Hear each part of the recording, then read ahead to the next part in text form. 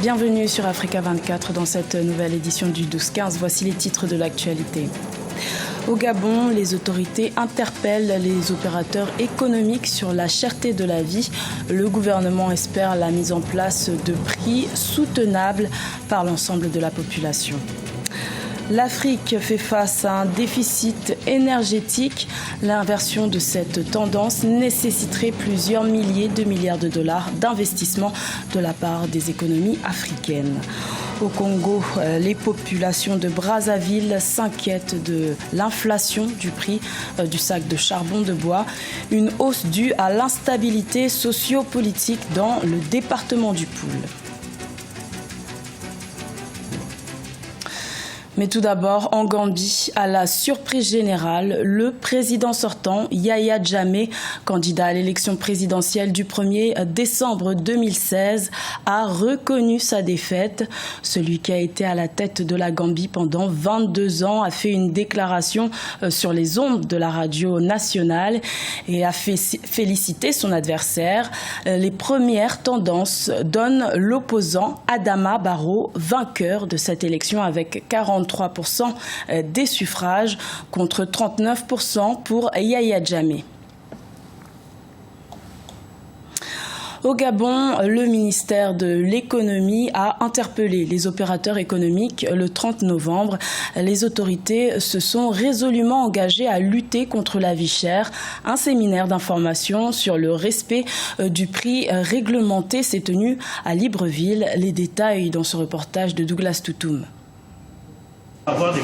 Après les visites de contrôle des prix sur le terrain, les réunions d'harmonisation avec les directions générales de la chaîne des prix, le ministère en charge de l'économie était face aux opérateurs économiques exerçant au Gabon. Objectif, expliquer à ces derniers la nécessité pour chaque partie de respecter les mesures de plafonnement des prix dans le but de soulager le panier de la ménagère. Fort de cette posture de l'État-providence dans l'animation des politiques sociales que le gouvernement s'est senti investi de la mission de régularisation des prix. Le Conseil gabonais des chargeurs a réduit de 9% depuis 2012 les droits de trafic des cargaisons qui rentrent au Gabon. De son côté, l'Office des ports et rats du Gabon a baissé de 20% les tarifs des produits de première nécessité. Malgré toutes ces mesures, le coût de vie demeure encore trop élevé pour la population. Je veux que le président change le prix pour que les choses soient moins chères. L'huile, toutes sortes qu'on mange. C'est une très bonne action parce que lorsque le gouvernement donne les prix, il faut vérifier pour que ça soit respecté. Nous sommes très heureux et nous espérons que cette initiative sera pérenne. Pour le ministre délégué à l'économie, dont l'une des missions est de mettre en œuvre des politiques de lutte contre la vie chère conformément à la volonté du chef de l'État, des sanctions seront prises à l'encontre des opérateurs économiques qui ne respecteront pas les mesures gouvernementales. Au regard des mesures qui ont été celles de l'OPRAG, de la CGC et des efforts initiés par le gouvernement, des vérifications vont être faites dès lors que les opérateurs économiques ne respecteront pas ou dévieront les instructions de l'État. Ils seront sanctionnés normalement et pour faire en sorte que nous puissions respecter la volonté du chef de l'État, celle de faire évoluer le mode et le genre de l'économie. En termes de perspective, l'Office des ports et rats du Gabon entend ouvrir le marché de livraison des conteneurs à l'importation pour accentuer les efforts de l'État en matière de réduction des coûts des produits de première nécessité pour le consommateur final. Pour les opérateurs économiques, le message est bien passé et chaque bord devra désormais jouer son rôle. L'Afrique est plus que jamais confrontée au défi de l'accès à l'énergie. Plus de 600 millions de personnes seraient sans électricité sur le continent et la demande d'énergie devrait s'accroître et nécessiterait plus de 3 000 milliards de dollars d'ici 2035. Djaranjai et Grazela Chakunte. Le déficit énergétique ralentit la croissance des économies africaines. La pénurie d'électricité engendre un manque de 2 à 4% par an dans la croissance du PIB, ce qui constitue une barrière à la croissance inclusive et à la réduction de la pauvreté. Sans changement majeur, une grande partie de la population du continent sera encore sans électricité en 2030. L'électrification est ainsi devenue le mot d'ordre. À ce jour, l'Afrique, pourtant une des régions les plus ensoleillés du monde, ne tire que 2% de son énergie du solaire. Mais l'effondrement récent du prix des équipements a rendu encore moins coûteux l'accès au solaire. Conséquence, le coût des projets a chuté de plus de 60% depuis 2012. Encore très limitée, la capacité photovoltaïque en Afrique a néanmoins augmenté de plus de 800 MW en 2014, soit 2 fois sa capacité cumulée de l'époque, puis de 750 MW en 2015.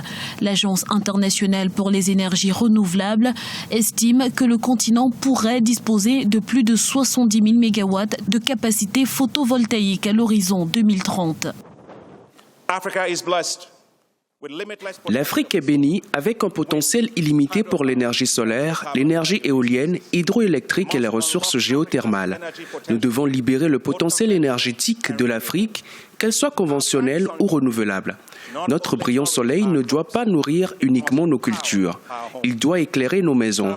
Nos vastes ressources en eau doivent faire plus que nous offrir de l'eau potable. Elles doivent être la source d'énergie de nos industries. Libérer le potentiel énorme en énergie de l'Afrique pour l'Afrique sera une priorité de la Banque. Avec plus de 600 millions de personnes et un besoin en énergie plus croissant, l'Afrique est plus que jamais vulnérable en termes d'accès à l'énergie.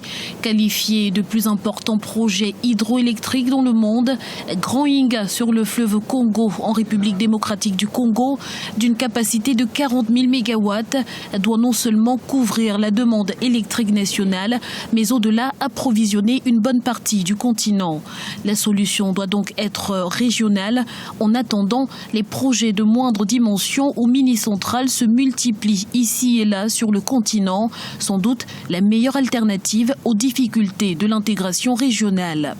Les pays africains font des efforts, mais ces efforts aujourd'hui, du fait de la démographie galopante, ces efforts sont limités. Prenez par exemple un projet d'un barrage. Il faut en trouver les fonds de garantie. 2, il faut réaliser ce projet. C'est pour ça que nous pensons qu'aujourd'hui, un projet comme l'électricité pour tout en Afrique peut être comme un fonds de garantie qui permet de développer les plans sectoriels des différents États africains pour que nous puissions être électrifiés. Les défis sont de taille, mais l'espoir est de mise. Des initiatives se répandent en effet sur l'ensemble du continent. Les pays de l'UEMOA visent par exemple 80% d'électricité verte en 2030. L'inauguration récente de la centrale solaire de Bokol au Sénégal a fait grand bruit avec ses 20 MW. C'est la plus grande installation de ce genre en Afrique de l'Ouest. Certains pays comme le Rwanda, la Tanzanie, le Kenya entreprennent l'électrification rurale. Cela passe par des kits associant des petits panneaux solaires pour alimenter quelques appareils domestiques ou des mini-réseaux. Le continent bénéficie de ressources considérables, de l'éolienne, du solaire et de l'hydroélectricité un peu partout et de la géothermie. De grandes centrales de plusieurs dizaines ou de centaines de mégawatts se développent. Une cohorte de pays affiche des objectifs volontaristes en matière d'électricité renouvelable à l'horizon 2020. Et sachez qu'Africa 24 vous propose une émission spéciale consacrée au Forum africain d'investissement et des affaires en direct d'Alger à partir de ce samedi 3 décembre. Au Congo, les populations de Brazzaville s'inquiètent de la flambée du prix du sac de charbon de bois. Cette inflation constatée depuis 3 mois trouverait son explication dans l'instabilité sociopolitique que traverse le département du Poul, une situation qui handicape le quotidien des populations. Deva Panzou. Le charbon de bois est un produit utilisé dans la cuisine au Congo à défaut du gaz butane. Depuis près de 3 mois, son approvisionnement du département du Poul pour Brazzaville a été interrompu par la police nationale pour des raisons de sécurité. Les commerçants sont obligés de s'approvisionner dans la partie nord du pays où le sac de charbon coûte entre 8 000 et 12 000 francs CFA contre 4 000 et 4 500 francs CFA dans la partie sud. Le problème du charbon là, vraiment, c'est très difficile au pays. Vraiment, au nord, le charbon, ça sort, mais aux zones sud, on bloqué. Soit disant, il y a que les rebelles qui ont en train de travailler, qui ont en train de faire le charbon. Et c'est pour cela, On nous avait bloqué le charbon, le chemin, ça fait déjà 3 mois. La police nationale, qui avait ordonné l'arrêt du transport de charbon sur la route nationale numéro 1 vers Brazzaville, a évoqué des raisons de sécurité et de protection de l'environnement. Selon elle, des armes sont dissimulées dans les sacs de charbon et livrées aux ninjas de Frédéric Binsamou. Pour arrêter la circulation des armes de guerre qui étaient donc transportées à l'intérieur des sacs de charbon, une mesure a été prise pour que tous les véhicules qui faisaient le transport du charbon entre le département du Poul et Brazzaville soient interdits à la circulation. Cette mesure également contribue à la protection de l'environnement, à la protection des forêts du département du Poul. En un trimestre, les prix du charbon de bois ont doublé. La police, qui a également avancé des raisons de la préservation de l'environnement suite à la déforestation sans précédent des forêts dans le Poul, n'entend pas autoriser la reprise de la production et du transport du charbon avant d'être rassurée. Pendant ce temps, la population reste la seule à subir les conséquences de cette décision. Ce journal a été réalisé par l'ensemble de la rédaction. Merci de votre fidélité.